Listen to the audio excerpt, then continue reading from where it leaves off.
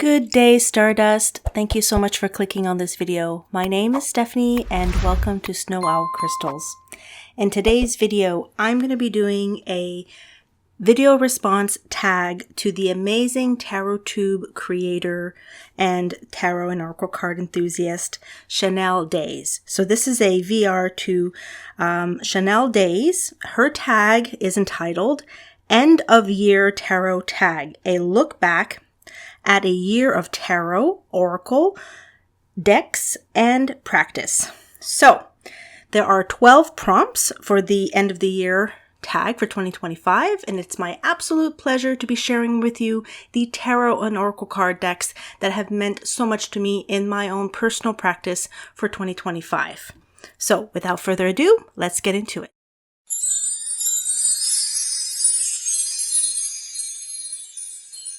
Yes, number one, deck you loved using the most this year. For me, it's definitely been the Fairies Oracle. Let's take a listen at what this Oracle deck and author is all about. The Fairies Oracle was created by British fantasy artist and illustrator Brian Froud, internationally known for his influential depictions of fairies, goblins, and mythic beings, including his work on Labyrinth and the Dark Crystal, with accompanying text written by Jessica Macbeth, a longtime collaborator and fairy lore practitioner. The deck consists of 66 oracle cards and a guidebook, each card representing a distinct fairy being rooted in British and Celtic folklore rather than modern fantasy tropes, emphasizing animism, personal responsibility, and direct spiritual insight. The Fairies Oracle was first released in 2000 by Simon Schuster, quickly becoming a foundational oracle deck for those interested in nature spirituality, folklore-based divination, and working with the Fae as complex, autonomous spirits, rather than symbolic archetypes. This deck means so much to me. Not only do I love the artistry, but all of the different depictions of the Fae, the good neighbors, the fairies, really do bring you closer to nature, and it does help you connect with maybe potential multidimensional beings known as the Fae. And I really think that anyone who is curious or even interested in learning more about the Fae, this is a must-have oracle card deck.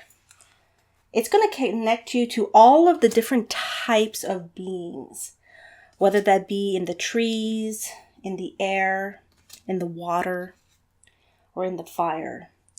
There's all kinds of beings for the Fae. And not only does this oracle card deck act as, of course, an oracle card deck, but it can be a really good journeying deck if you're planning to journey with the Fae, or if you're doing any type of magical practice with the Fae. And it's just a very beautifully crafted deck that really does illuminate different aspects of the psyche. So you can take this deck in a lot of different ways. And it does come with an amazing guidebook, so you're never left confused of what these beings could mean. And then you journey to find your own interpretation with them. It's absolutely beautiful and absolutely stunning. I use this deck because I, as a gray witch, in my spiritual practice, I work very closely with the good neighbors. They're part of my spirit guide type of team. So working with this deck is not only something I use for oracle card divination, but I have my own altar for the Fae. I use these cards continuously within my altar and spiritual practice, and it really has enhanced my connection. And I think it can be a beautiful bridge between yourself and understanding these very misunderstood multidimensional beings known as the good neighbors. A lot of people like to call them fairies, but there's so much more than just fairies like Tinkerbell. There are the queens and the kings and the courts, and it can get very in depth spiritually in regards to the spiritual hierarchies of the Fae. So this is a very powerful deck, and it's absolutely essential if you're doing any type of mediumship or any type of channeling when it comes to these beings. I think it's an absolute beautiful deck, and it's definitely one that I've loved the most in my practice for 2025. Just look how cute this little guy is. There we go. And that's the last point I'm going to make. Sometimes the good neighbors are not all beautiful. Sometimes you got to find the beauty in the unusual looking. And sometimes it's just energy.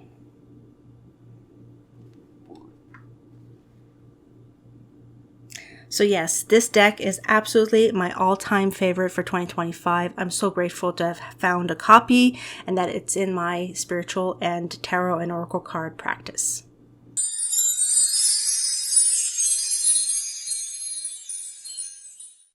My most recent addition to my tarot and oracle card collection has been the infamous The Tarot of Vampires by Ian Daniels.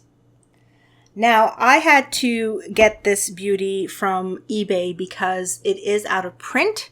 And yes, I did pay a pretty penny for it, but I digress. I really wanted it in my collection.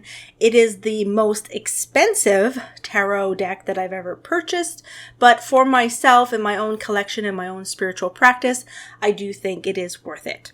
Let's take a listen at this amazing tarot deck and author and what it's all about. The Tarot of Vampires was created and illustrated by British artist Ian Daniels, known for his darkly romantic, Gothic-inspired artwork and interest in vampiric mythology as a symbolic, psychological, and spiritual tradition. The deck is a full 78-card tarot loosely based on the Thoth tarot system, reinterpreted through a vampiric lens that emphasizes themes of transformation, desire, shadow work, immortality, and personal power rather than pop culture horror. Featuring richly detailed, moody artwork and accompanied by a substantial guidebook, the deck is designed for introspective, magical, and esoteric tarot work.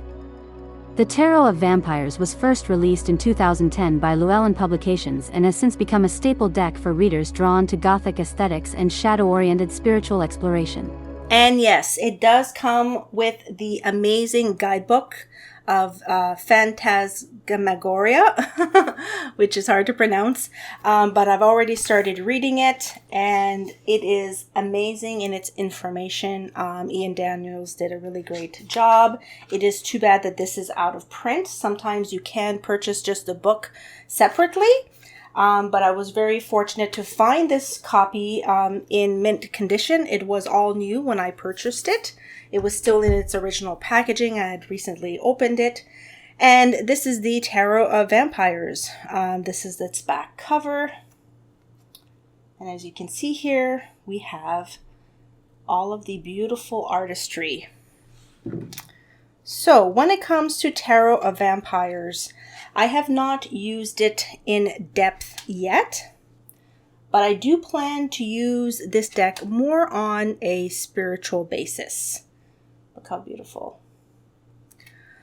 I do work with deity, so I'm thinking I'm probably going to devote this deck to the dark goddesses. Not any specific goddess, but just to the dark goddesses as a whole, and see what comes up. This is also going to be a meditation type of deck for me. It's not going to be solely about divination. I think this is going to be more about shadow type work, darker aspects of the psyche, the darker side to things, and to really try to get some spiritual gnosis from using this deck, but on more of a spiritual level, not so much a divination level. I don't think I would ever use this deck for client readings. This is definitely going to be more of a personal deck for myself. As you can see, the artistry can take you down a journey into the underworld. And there's a lot of secrets and a lot of beautiful knowledge and wisdom to be had from this. I do think that Ian Daniels was definitely channeling something with this deck, and it's extremely captivating. I do resonate with the deck, but I haven't used it in depth yet. This was more of a personal mission, kind of like this, for me to get this deck. I really wanted it in my collection because I know that eventually it will probably be very hard to retrieve this deck, especially in new condition. And you can only get it either on Etsy or on eBay, secondhand from different types of vendors. But most definitely, it's worth adding to your collection. You may have to save up for it because it is expensive to purchase. Look at this. This is really, wow. Yeah. So I'm going to work with this more thoroughly in 2026. But I definitely think that this is the best edition I've had in 2025. And I wanted to share it with all of you today. Tarot of Vampires. An absolute captivating deck.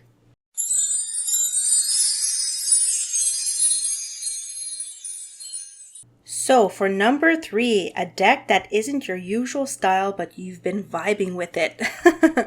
Well, that is definitely Claire Goodchild's The Antique Anatomy Tarot. I also purchased this in 2025, and I must say that at first glance, I wasn't sure I was going to be able to connect with it. I just was very attracted to it aesthetically. I think it's beautifully designed. I love the graphics.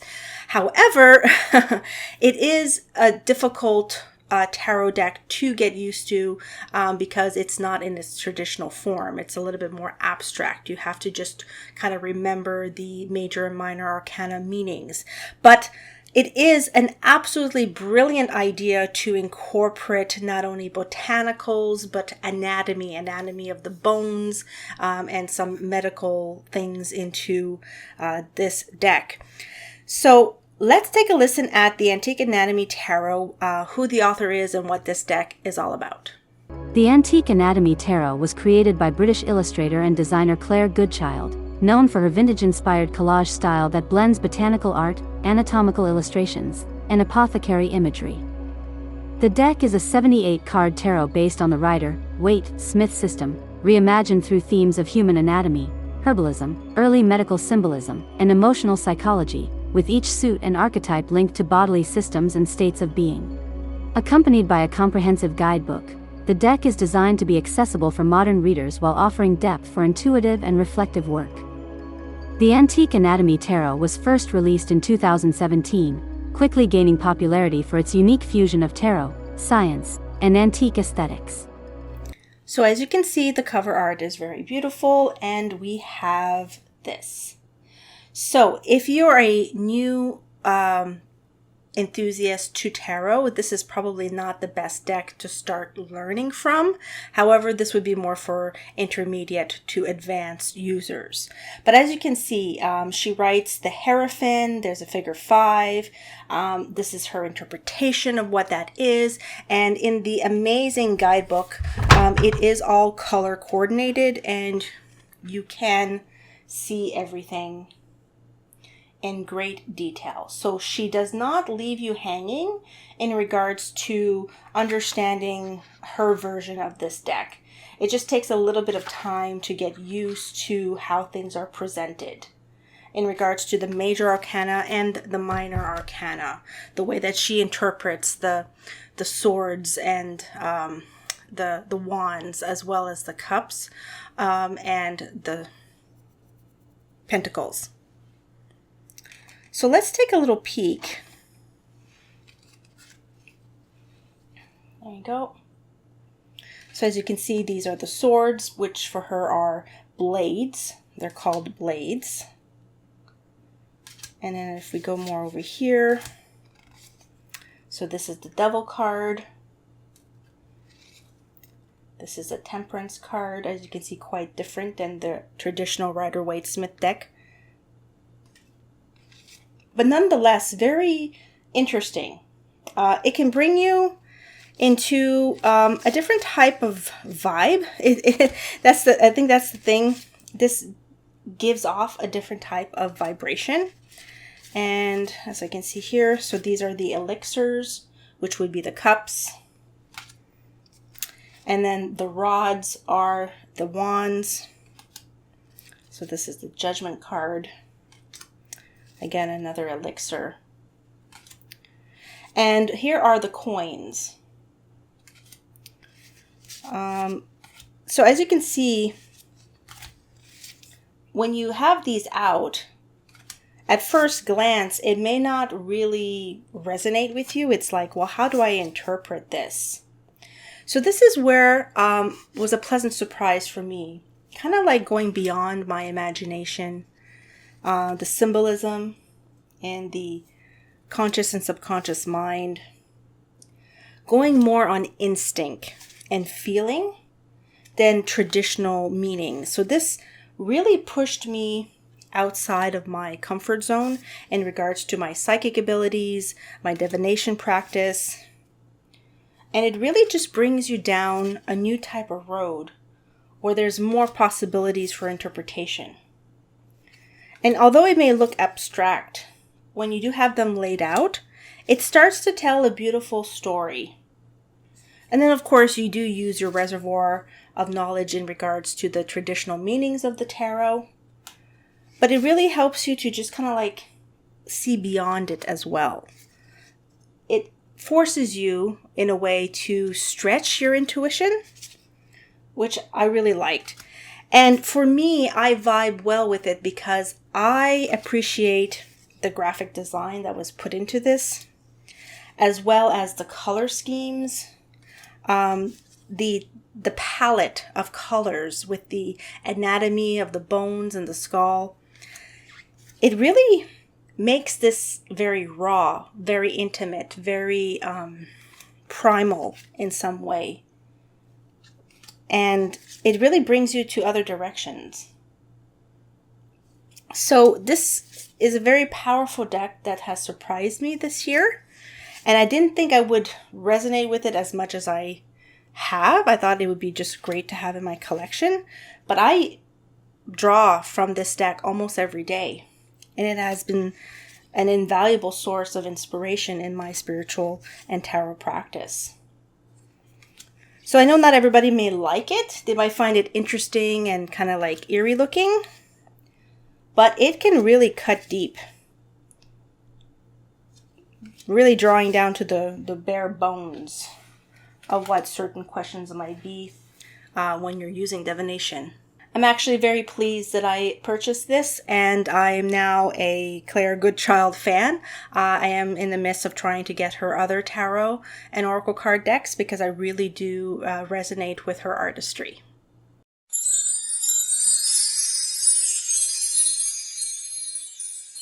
Number 4, my favorite deck pairing. Now this was difficult because there's so many, but what I've been using the most in a pair with tarot and oracle has been the Black Tarot, right here, the Black Tarot.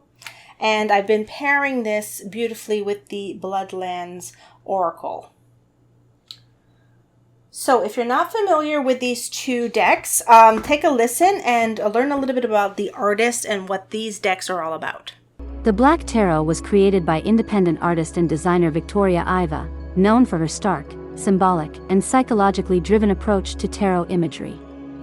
The deck is a full 78-card tarot inspired primarily by the Tarot de Marseille tradition, stripped down to a minimalist black and white aesthetic that emphasizes raw symbolism, shadow work, subconscious processes, and existential themes rather than narrative illustration. Eschewing decorative color and excess detail, the deck invites deep introspection, intuitive interpretation, and confrontation with inner darkness and truth. The Black Tarot was first released in 2019 as an independently published deck and quickly gained recognition for its bold, uncompromising visual language and suitability for serious, reflective tarot practice. The Bloodlands Oracle was created by 𝒂𝓄marie Abbott, an American artist, writer, and animist whose work focuses on land-based spirituality, ancestral memory, and the ethical relationship between people and place.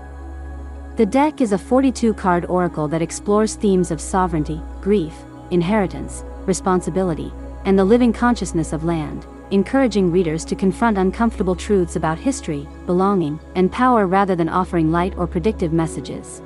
With stark, minimalist imagery and direct, uncompromising language, The deck is intended for deep introspection, shadow work, and earth-centered spiritual practice. The Bloodlands Oracle was first released in 2017 and has since gained a reputation as a powerful, challenging oracle for serious spiritual inquiry.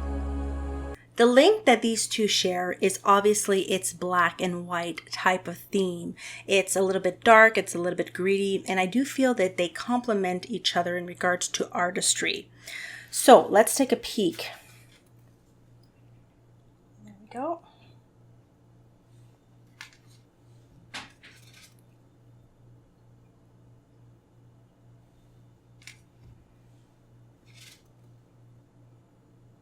I was looking for a oracle card deck that would match a black themed type of deck, and Bloodlands was definitely popular. I learned about it from listening to many tarot tube creators, and without fail, it just matches beautifully with it.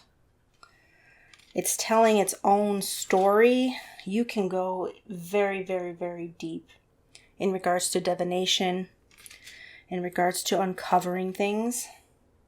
But it's definitely going on an adventure with these decks. Visually, it's absolutely captivating. I resonate very much with the Black Tarot, and the Bloodlands is absolutely beautiful in its landscape and its power with the elements.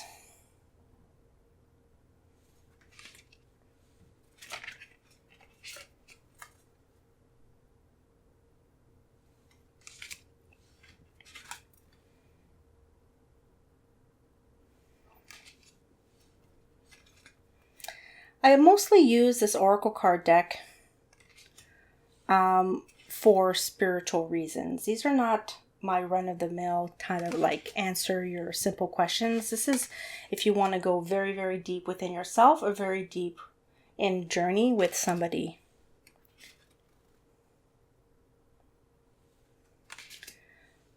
It's also a deck, the tarot and the oracle, that takes time to learn their meanings.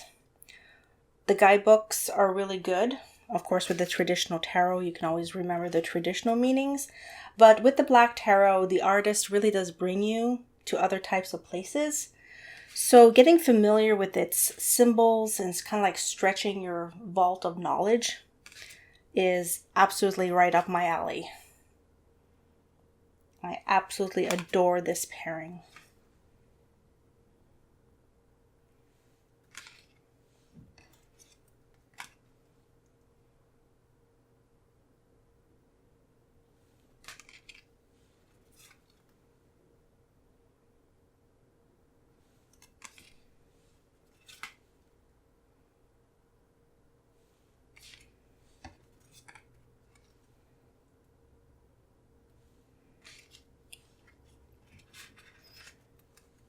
And again, it's not for the faint of heart. Its dark theme can challenge you, so you have to be ready for it.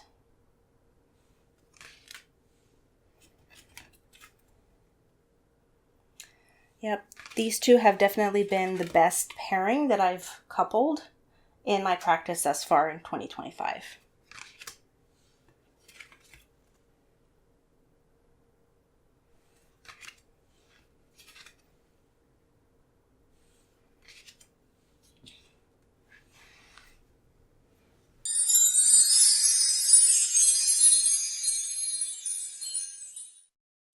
Divination accessories. Okay, so my take is going to be a little bit different than maybe some videos that you've already seen from amazing tarot tube creators. What I've discovered at the end of 2025 is I really want to start getting more into a artistic, creative aspect of myself.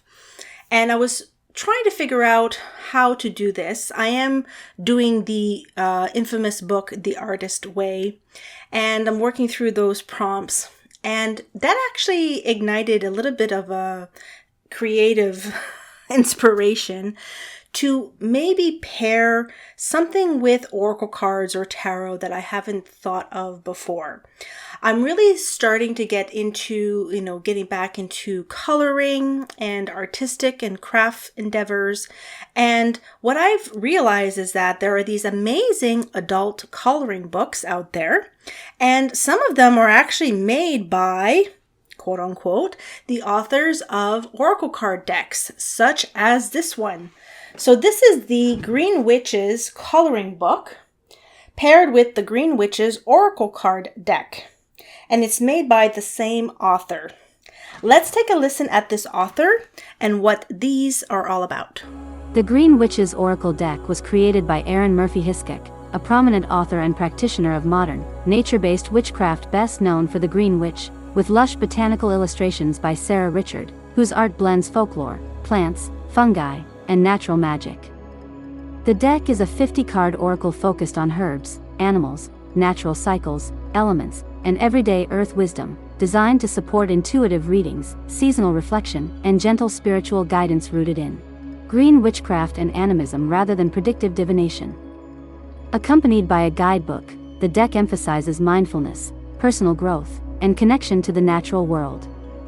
The Green Witch's Oracle deck was first released in 2021. The Green Witch's coloring book was written by Aaron Murphy Hiskek, a well-known author and practitioner of modern witchcraft and nature-based spirituality, best recognized for her influential book The Green Witch, with illustrations by artist Sarah Richard, whose work blends botanical detail with folkloric and magical imagery. Rather than a tarot or oracle deck, this is a guided coloring book featuring enchanted forest scenes, herbs, crystals, magical tools, insects, and natural symbolism, designed as a meditative, creative companion to green witchcraft and earth-centered practice. The book encourages mindfulness, connection to nature, and intuitive creativity through coloring as a spiritual act. The Green Witch's coloring book was first released in 2017 and has become a popular resource for witches and creatives seeking a gentle, reflective way to engage with natural magic. What I have been incorporating in my spiritual practice is taking the time to just relax. And one form of this is to start coloring. And I've paired that with my oracle card deck here because it does go together. But I've started playing around with other coloring books and other types of tarot and oracle card decks that match and pair with it. So the concept is you start coloring and you draw a couple of cards and you just work from there.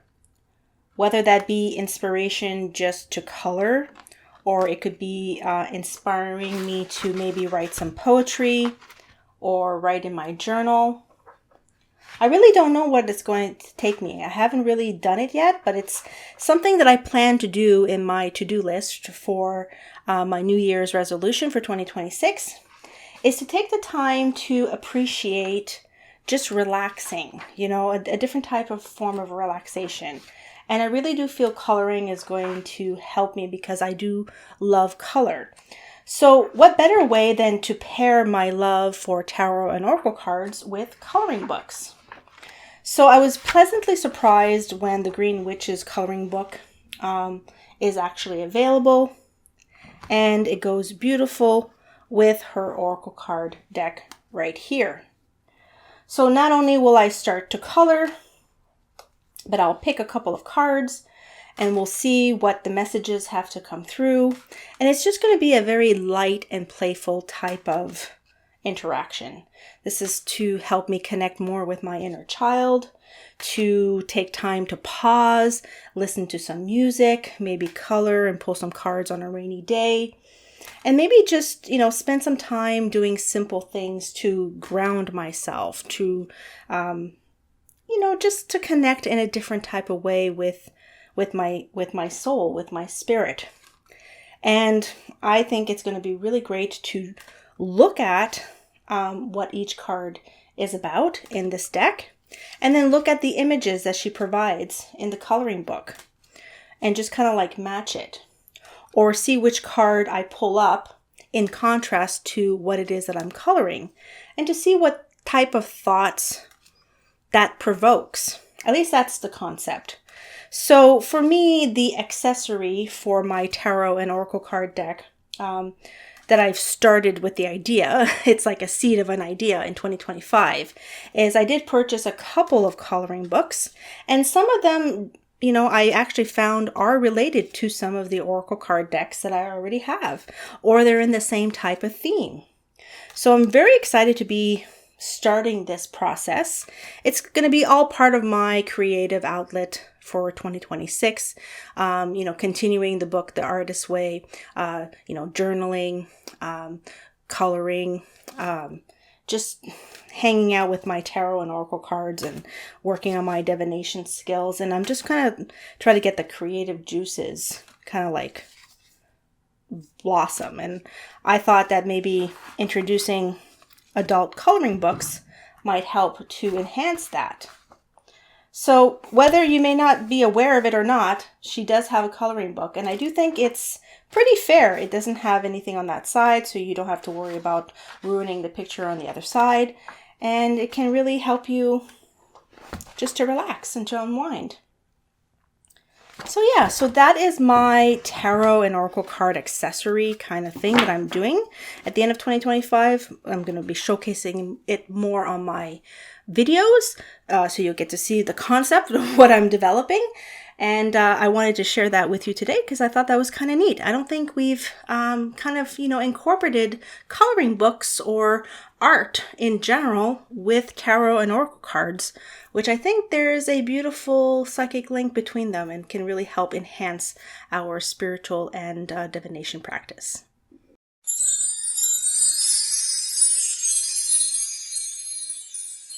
So for my favorite card back, that was really, really, really difficult, but I chose this for a specific reason because it really is an image that propels and ignites my spiritual practice. Like I mentioned before, I work closely with the elements as well as the Fae, and this card back really does ignite a lot of my favorite imageries that I like looking into in regards to that domain. But first, the fairy forest. Let's take a listen at who this author is and what this oracle card deck is all about, because you may want to add this one to your collection. The Fairy Forest Oracle was created by Lucy Cavendish, a prolific Australian author and spiritual teacher known for her work on fairy lore, intuitive development, and nature mysticism, with evocative artwork by Maxine Gadd, whose imagery blends human, fae, and forest elements into a dreamlike, liminal world. The deck is a 43-card oracle that explores the wild, untamed aspects of nature and the fairy realms, focusing on themes of instinct, boundaries, transformation, enchantment, and the living consciousness of the land. Designed for intuitive and animistic spiritual practice rather than predictive divination, it invites deep connection with the green world and its spirits. The Fairy Forest Oracle was first released in 2019 by Blue Angel Publishing. So one of my favorite images in my oracle card decks is definitely this one. Just look how stunning that is. So we have a beautiful black cat right here. Then of course we have this majestic oak right here and a doorway into another world. What else do we see? That's right, we see a beautiful little witch right over here, just hanging out in the forest. What else can you see? Well, you start seeing some of the fae beings in the trees, and the different types of pixies right over here. It's just a beautiful image. It captivates my mind, and it really puts me into like a light meditation type of trance. And I absolutely love looking at this image. And it's just beautiful to have it as the cover to this amazing oracle card deck.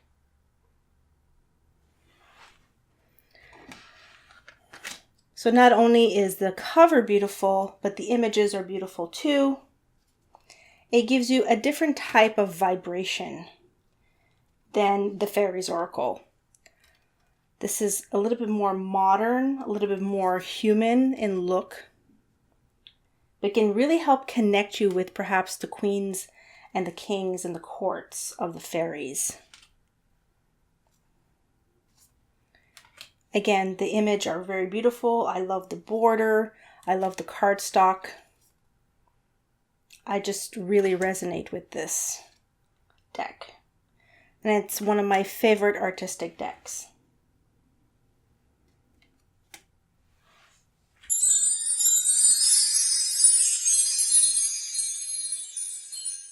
Deck with a theme you like. Well, for me, that is Odin and the Nine Realms Oracle. The reason why I resonate with this is because I am a Norse pagan, and the Northern Mysteries as well as the Earth Mysteries are very prominent in my spiritual practice. So of course, I want to try to find decks that have Norse mythology themes, learning about the myths, learning about the Norse pantheon, learning about the sagas. And also learning about the ruins. So I found a couple of decks that are themed in regards to Norse mythology and Norse paganism, and this is one of them. So this is definitely a theme that's very important to me because it helps to enhance my practice. Now, let's take a listen at who the author is and what this deck specifically is all about. Odin the Nine Realms Oracle was created by Sonia Grace, a spiritual teacher, healer, and author known for her work with Norse mythology, runes, and intuitive development. The deck is a 54-card oracle rooted in Norse cosmology, focusing on Odin, Yggdrasil, and the Nine Realms, with cards representing gods, goddesses, realms, runic wisdom, and archetypal energies drawn from heathen lore. Rather than predictive divination, the deck blends accessible symbolism with deep mythological themes. Odin the Nine Realms Oracle was first released in 2014 and has since become a popular oracle for those drawn to Norse spirituality and ancestral wisdom. So let's take a peek. As you can see, it's pretty big in size. It's about the size of my hand, so it's a heftier oracle card deck. And here are the images. We have Odin. Then we have Freya. And then we have Loki and Thor and Frigg and Idun. Then we start looking at other types of characters in Norse mythology that may not be so popular, but it goes through all of the nine realms. This is Tyr.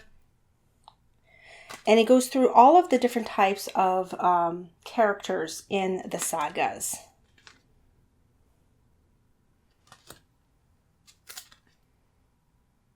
Now the artistry is fair. I do enjoy it. It's not as in depth in artistry. It's like a little bit elementary, but I look past it because it is in its right theme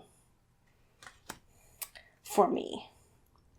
So for some people, you may not like the artistry, but for me, I don't mind. Its simplicity sometimes can be easy to look at.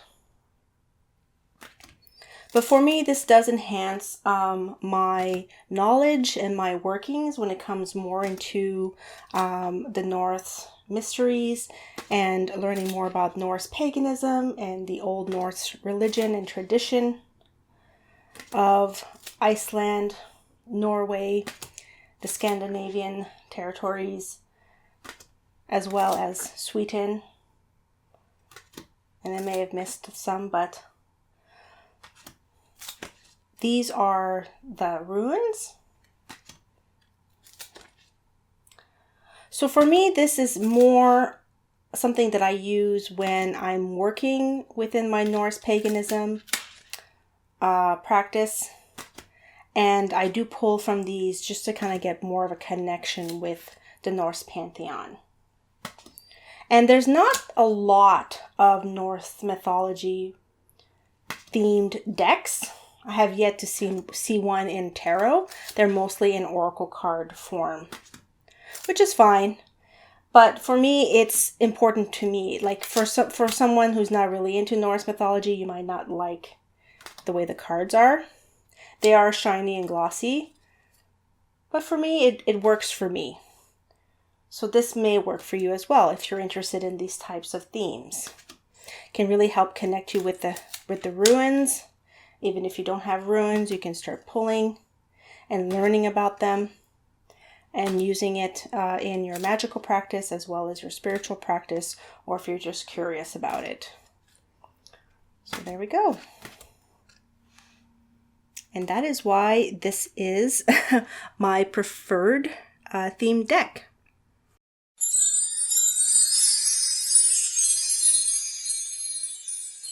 So for me, the most beautiful deck this year that I found that I've added is going to be 𝑜𝓈𝓉𝓇𝒶 Tarot, the Softest Shade Oracle. So the Softest Shade Oracle by 𝑜𝓈𝓉𝓇𝒶 Tarot is my most beautiful deck of 2020-25.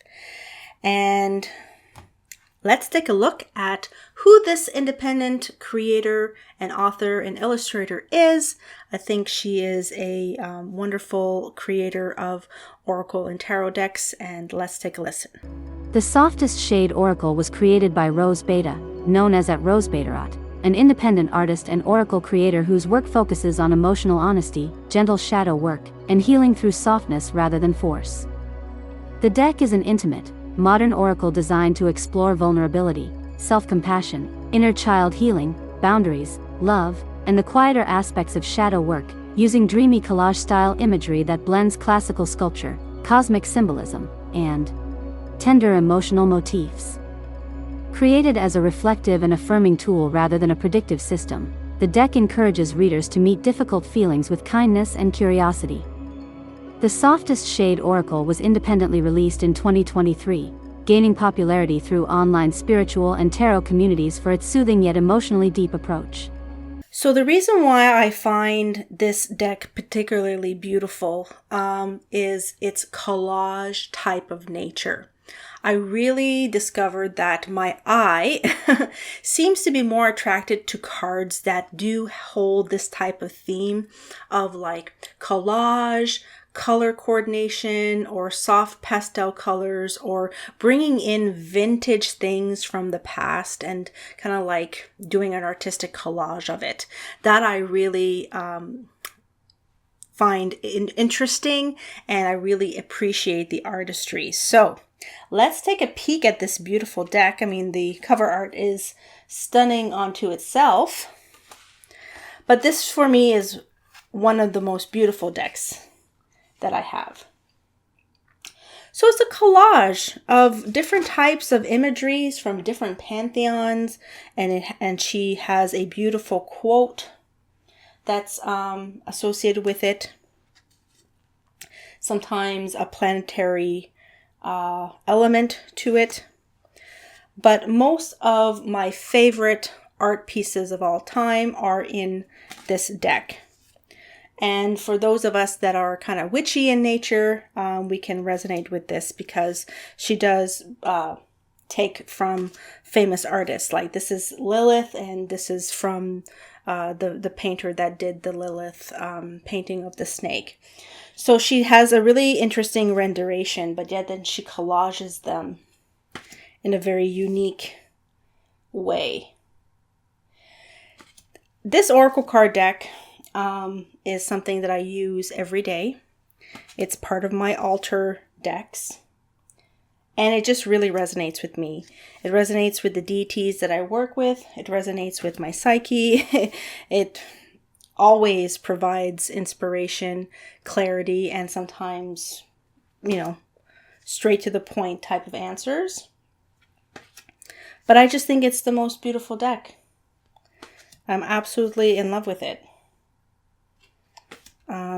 Some of the images could be kind of striking, but for me, I don't mind it. I think you have to just kind of like really be into the type of art to appreciate this.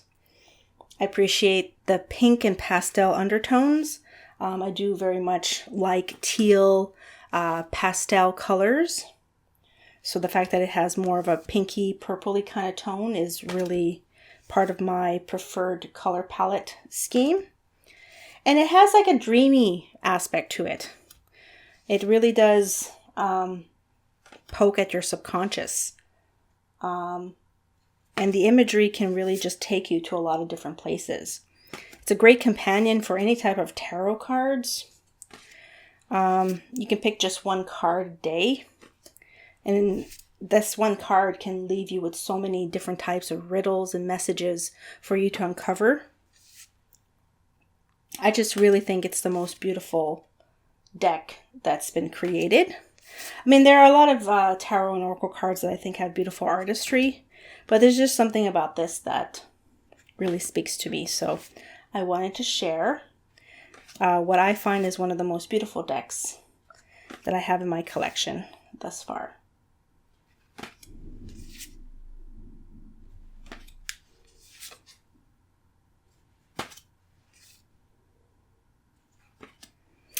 So absolutely adore this so much. It's one of my favorite decks.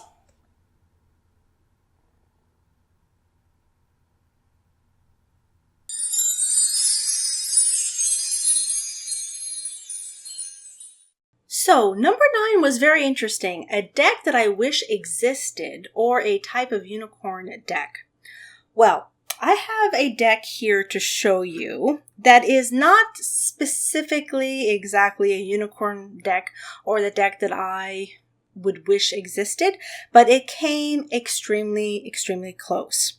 So I do apologize for the box. I actually got this in 2025 quite recently from Amazon, and it was shipped from out of country, and it didn't arrive in the best of conditions.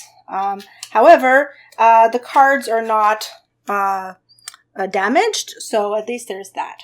Before I get into my explanation, the main language is not English, but let's take a look at what this tarot deck is all about. The 𝙂𝙤𝙤𝙬𝙬 Tarot deck is a mass-market retail edition of the Noir Tarot, originally created by writer Jennifer Ball and photographer Megan Warwedden, both of whom are from the United States. The deck is a 78-card tarot inspired by classic film noir, mafia aesthetics, and hard-boiled crime narratives, using a modern psychological lens rather than traditional medieval symbolism.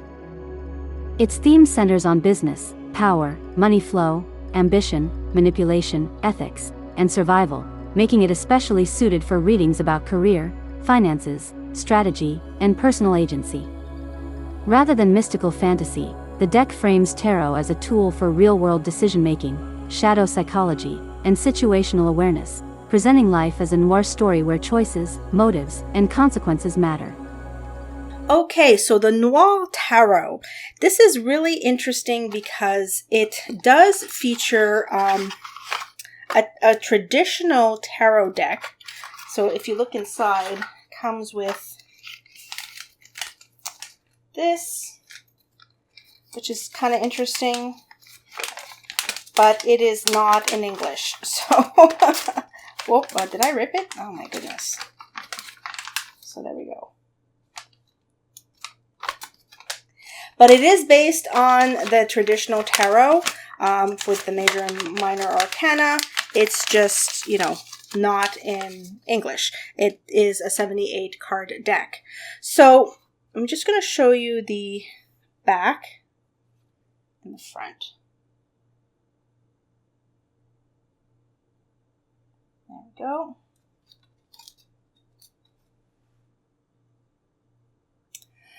Okay, so what I'm getting to in this is that my preferred deck that I would look for, if I had the ability to create my own tarot deck, I definitely would have it based on a classic film noir type of theme. But I would do it like taking the actual footage from all of the film noirs and like doing like a collage of that in a tarot type of style. So that is like my own Frankenstein kind of deck that I've created within my own mind, but I don't really have the means or the graphic design skills to kind of do all that, although that might be something I might put on my to-do wish list. But then of course you get into like copyright infringement kind of things if you're using actual actors and actresses and films from the past. If you're using their their likeness.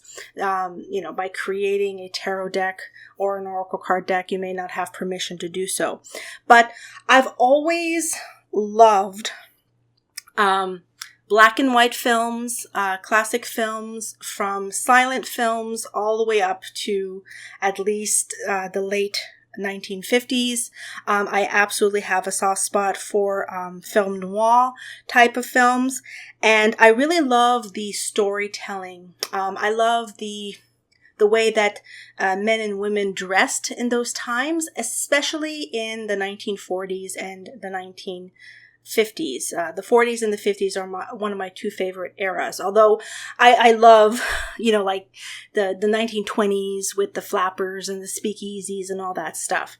So when I saw this deck, it came pretty close to the artistry of a film noir, a little bit of a mobster kind of gangster, kind of like gritty kind of urban feel to it.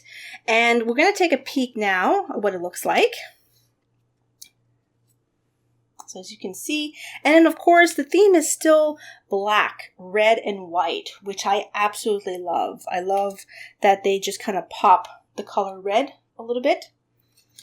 And this is all in the description of the major and the minor arcanas. It's just in a different language.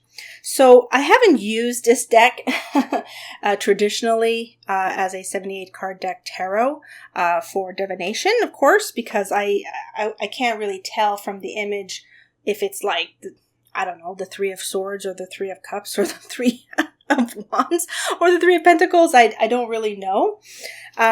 I'm using this more in regards to imagery, so I'm going to use it more as an oracle card deck for the meantime, but I do plan to translate at the bottom what it all means so I can get more familiar with it and then develop my own lexicon kind of system. But as you can see, it's really like maybe a downtown setting. There is some violence suggested, so it's not a kid-friendly kind of deck, but it does have a lot of imagery from those times, from the 1940s or the 1930s, 40s, and 50s, and I just really liked how they utilized the images. And it's an interesting interpretation to use this type of imagery. Like, I think that would be maybe the Two of Wands or the Two of Swords. I'm not too sure. But it's a completely different interpretation. It's definitely giving me great Gatsby vibes. All of the mobster type of movies. A bit of romance in it as well. And, or like a Jessica Rabbit kind of vibe to it. But this is the type of deck I wish existed. And I did find this on Amazon, and I never thought I would receive it. It took forever. It took like 3 months for this to be delivered. Probably due to customs and all the stuff that's happening now with tariffs and borders and all that stuff. But I did finally receive it in the mail, and I was quite pleasantly surprised and pleased, except for the condition of the box. The box was like, it looked used. It does say 16 plus. However, it is mature themed, so do keep that in mind. But it's the closest thing I could find to a unicorn type of deck in regards to what I've been looking for. Like, I would really love to just have a 1950s themed type deck. Or, again, something to do with film noir or old Hollywood. It's definitely inspired. You can definitely see some Marilyn Monroe type of themes or Scarletts and different characters in this. But yeah, I wanted to showcase this deck because it's very interesting. It's an interesting interpretation for a tarot. And it does have that film noir kind of vibe. But then you get like that pop of color of red, which I absolutely adore. But yeah, it's not your traditional tarot, so you have to maybe use this in a type of divination work that's maybe a little bit more gritty. And so, yeah, I wanted to share it with you. So I'm glad I received it. It is kind of small. It's very, very small. It's not the same size as traditional tarot. I would say it's almost the same size as a playing card. Playing cards. Oh, I really like this. Look at that. It's not futuristic, but it is giving me like Blade Runner type of vibes. I don't know. It just has that classic film kind of vibe to it. And I just think it's worth mentioning. And I wanted to share with all of you that this is a type of deck that I hope would exist more. More vintage themes, like maybe a 1920s deck, 1930s deck, 40s, 50s, you know? Something from old Hollywood would be really good to have. There we go. Let's show you the rest here.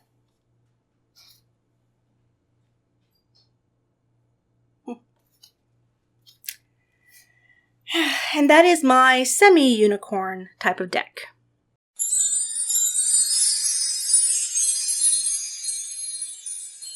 Okay, so question 10 is quite deep. I wanted to showcase for which card sums up this year as a whole, or a card whose energy you want to bring in. I selected the Pocket Golden Edition of the 𝒂𝓐 Tarot. This is a very underestimated tarot deck. It may not be everyone's favorite. You do have to like 𝒂𝓐's art to appreciate it, and it does take a little bit of time to learn the way that they organize the lexicon of the 78 cards of the major and minor arcana of the tarot in this, but it is a beautifully stunning deck, and it is pocket size. I do bring this in my purse.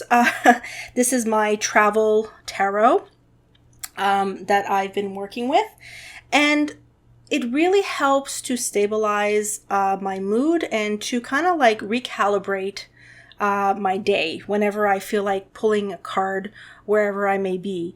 If I'm taking a break at work or if I'm visiting a friend or family, this is the card deck that I bring in my purse because it is pocket size. It's very tiny. It's not too hard to bring around. This is the back cover of it. Again, very beautiful. But I want to take a moment for you just to learn a little bit about who made this deck and how it was produced.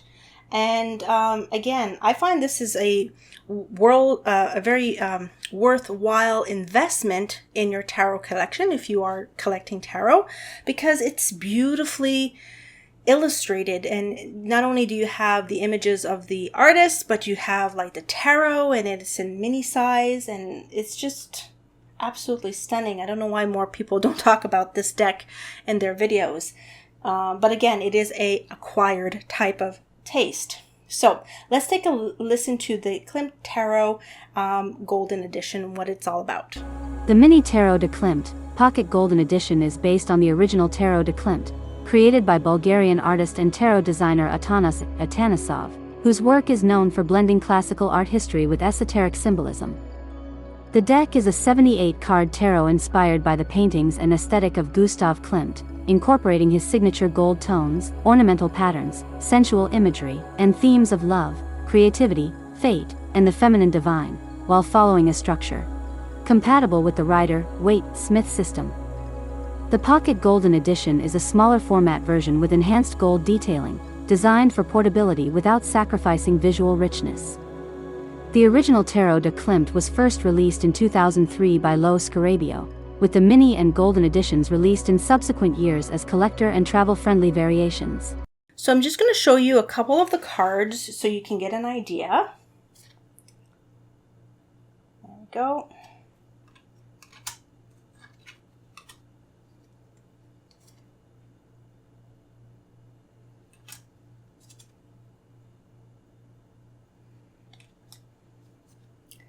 For me, this really does speak to my soul. I really love the artist's work. I love how airy and dreamy it can be. Oh, look how beautiful. Oh, it's just stunning. Absolutely stunning.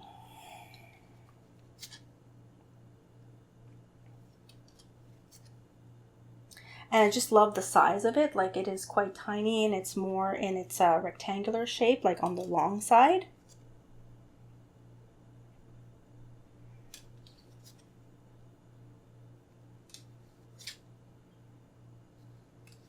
But it does take time to learn. But it is numbered, and we have like swords, so you can tell what things are if you're not too sure. But it does help by identifying. Okay, and as you can see, it's all beautifully gold plated, and the illustrations are absolutely stunning. I mean, look at that.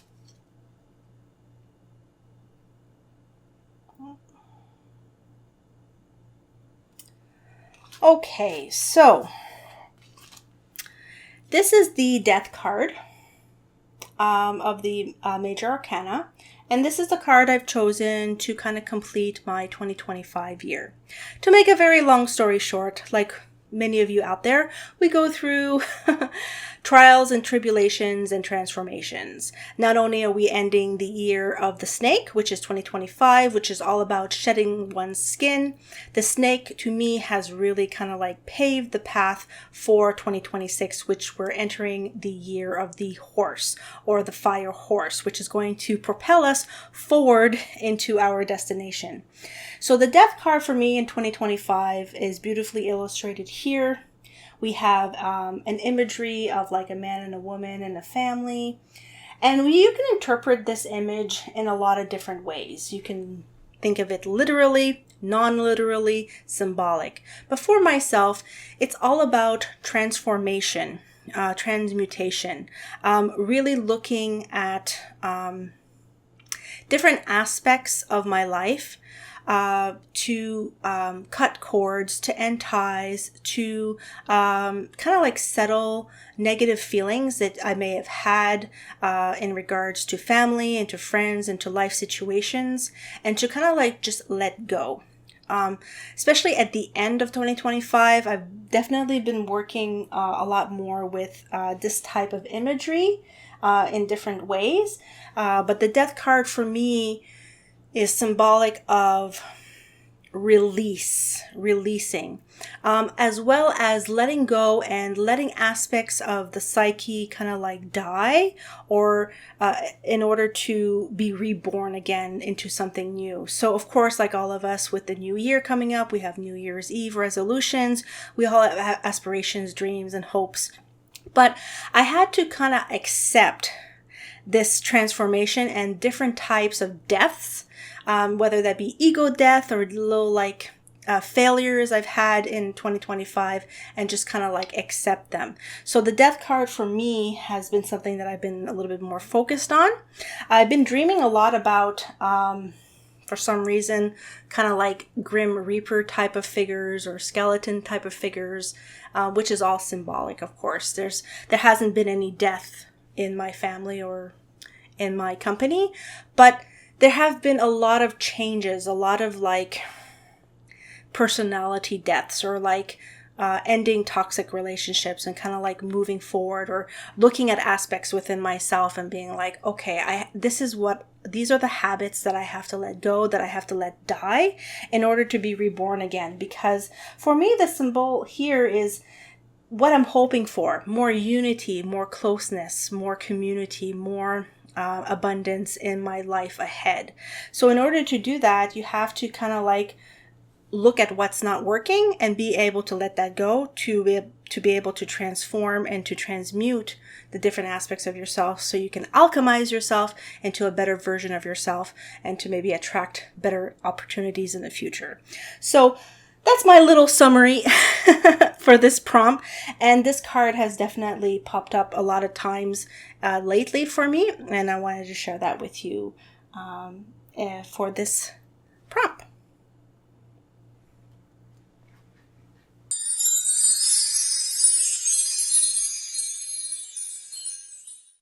So for number 11, my tarot practice reflection. I wanted to share with all of you my two major home decks. So these are the tarot decks that are part of my tarot spiritual practice. They're the ones that I've started with and the one that I've recently been grafted to. So in my teens, I did start with the Rider-Waite-Smith deck, and I really learned the tarot through the Rider-Waite system. It is not my favorite system in retrospect, looking back, but I do have an affinity for Pamela Colman Smith and her artistry. I'm actually discovering that I'm a really big fan of artists, and I want to get more into learning about more artists from the past. And Pamela Colman Smith has beautiful artworks that people don't really showcase on YouTube or look at, besides her 78 card deck. And she is a very underrated artist. And Pamela Colman Smith is a figure that in my pastime I read up on, like her biographies and things. So in my tarot practice, I do plan to incorporate more of her historical facts, demystifying her and humanizing her to what her story was really about, because we tend to put her as this occult mystic. And although she did participate in those types of magical or the Golden Dawn world, she wasn't exactly a pure magical practitioner or occultist in the way that we may think of today. Like if you are a magical practitioner, a pagan, we think that maybe she was a witch or a mystic or a divination person. Not particularly. You have to understand the entire scope of her story. But that is a video for another day. But the Rider-Waite-Smith deck is definitely a deck that is my go-to. So if I do any type of tarot readings for my friends and family, I use the Rider-Waite-Smith deck.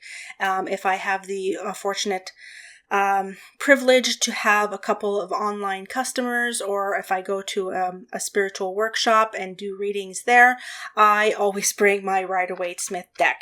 It is the deck that I'm most grafted to psychologically, and when I'm focusing on answering questions as a psychic medium, it comes through beautifully with the Rider-Waite-Smith deck. It's the one that's never fails. Using other decks, if I have more free time or if it's a little bit more casual in setting, I will use them. Or if I do my own videos, I have time to kind of like look at them before I produce. But when it comes to being client facing with individuals that want specific answers done through my psychic medium abilities, I always channel through the Rider-Waite-Smith deck in a traditional tarot spread, usually with the Celtic cross or a 6-card spread, depending on the situation. But in my practice, this is what I'm mostly reliant on. It doesn't let me down. Also, as a traditionalist, being very devoted to the traditional aspects of the Rider-Waite-Smith deck, understanding its occult symbology as well as its meaning, just focusing it on a psychological and reader aspect, I find the messages come through a lot more easily within the Rider-Waite-Smith deck. But that's because since my teens, I think I was 15, 16 when I first purchased. It's not this particular deck. It's another deck I have. And I still have that original deck, which I don't use very often because I want to preserve it. But I do have multiple copies of the Rider-Waite-Smith deck because that's the foundation of my practice. Now, in recent years, the Gilded Tarot Royale has really become my second hand. So I use this deck surprisingly in readings, and it almost gives me the same confidence and accuracy as I feel about the Rider-Waite-Smith deck, and this was a beautiful surprise. I'm not too sure why that is, but I really did just kind of graft myself to the way that the artist did their cards in this particular tarot deck, and I'm able to really see clear and accurate messages when I'm using the Gilded Tarot Royale. So these two are what would be considered my home decks. So these are the basic foundations of my tarot reading that I really rely on for accuracy. And I'll show you a little bit of the Gilded Tarot Royale because I know not everybody has this deck. So as you can see here, it has a little bit of like a fantasy type of imagery. And I'm not too sure why, but for some reason I really can read these cards very well. Their messages just speak directly to me. And it's clear and to the point, much like the 𝑉𝙗𝙮 deck. But as you can see, the imagery is quite different. So we don't have the same esoteric meanings in the 𝑉𝙗𝙮 deck that we do in this deck. It's a little bit more, not too sure how to say it. Like, it is eclectic, but it is olden day style. But it is fantasy in its artistry right here, as you can tell. So I really do love this deck. I think it's beautifully imaged, and I really love it. It's really been a pleasure to work with this, as opposed to, you know, the traditional 𝑉𝙗𝙮 deck, which, you know, as you can see in contrast, is what we're usually,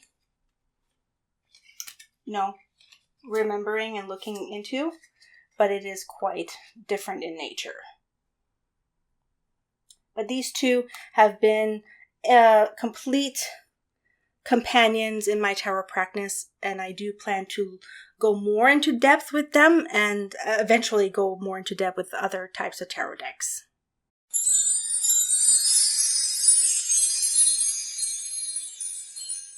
So I'm going to pull a card from the Dark Goddess Oracle for this new year. I'm going to talk a little bit about a deck that I wish to work with next year that I haven't purchased yet. Now, if you're a tarot enthusiast or an oracle card enthusiast, the Dark Goddess Oracle deck is probably something you already have in your collection. It is by far one of the best decks to connect with the goddess. In my personal opinion, it's straight to the point, its imagery is very striking, and it just pierces to the soul.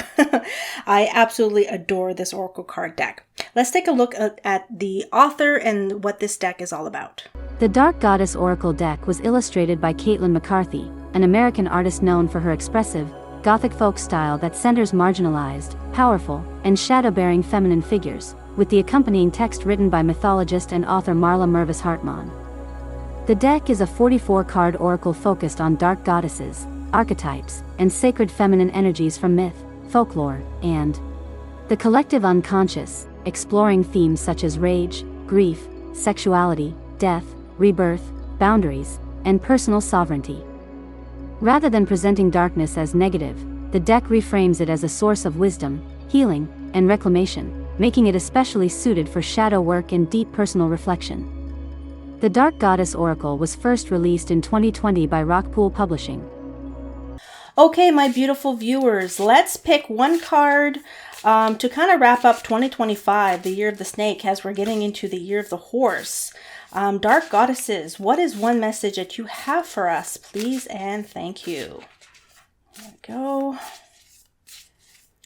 What is the collective needing to hear right now? Okay.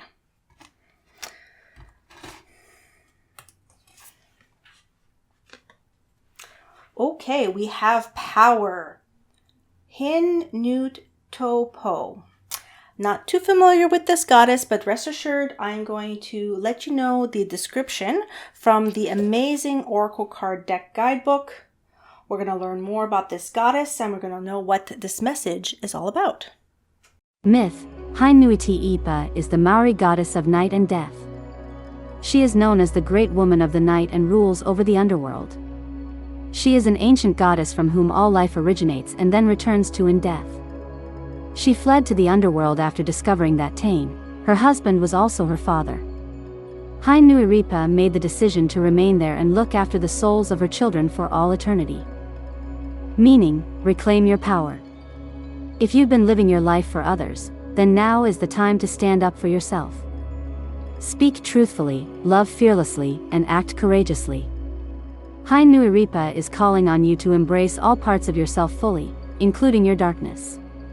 Shed your fear and self-doubt and step into your power.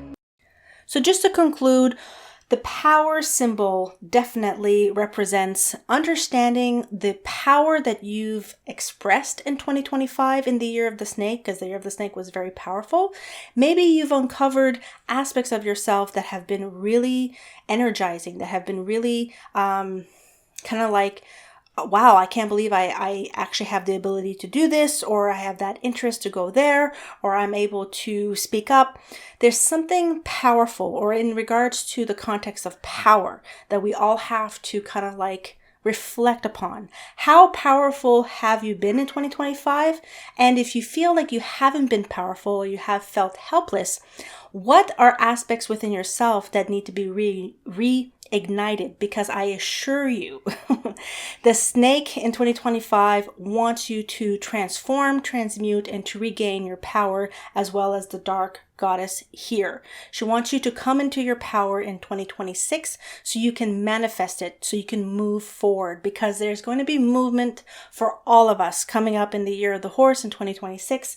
And I think this is a beautiful reminder of the power that's within all of us and how we can use that power wisely and effectively in the coming year of 2026. So the tarot deck that I'm hoping to purchase in 2026 that I haven't yet is this one right here.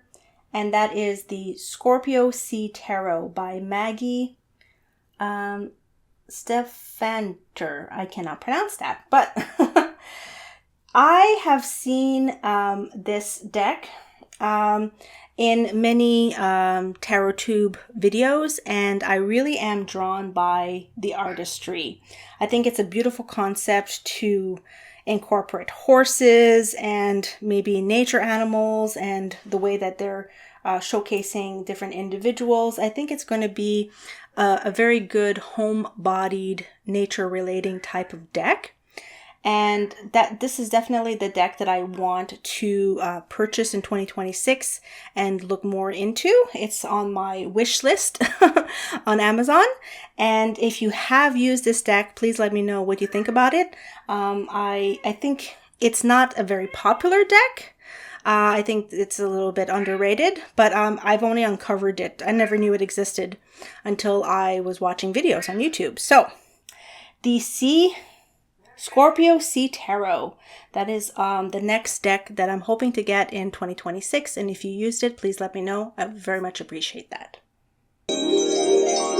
So this concludes my video response to Chanel Day's end of the year tarot tag, a look back at a year of tarot, oracle, decks, and practice, answering the 12 prompts that she provided.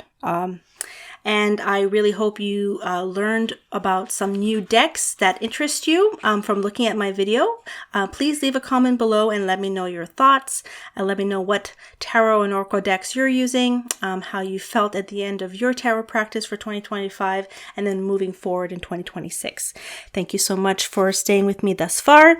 If you have, please leave me a little crystal emoji or a little crystal ball emoji in the comments to let me know that you've made it this far. I very much appreciate your time and your attention.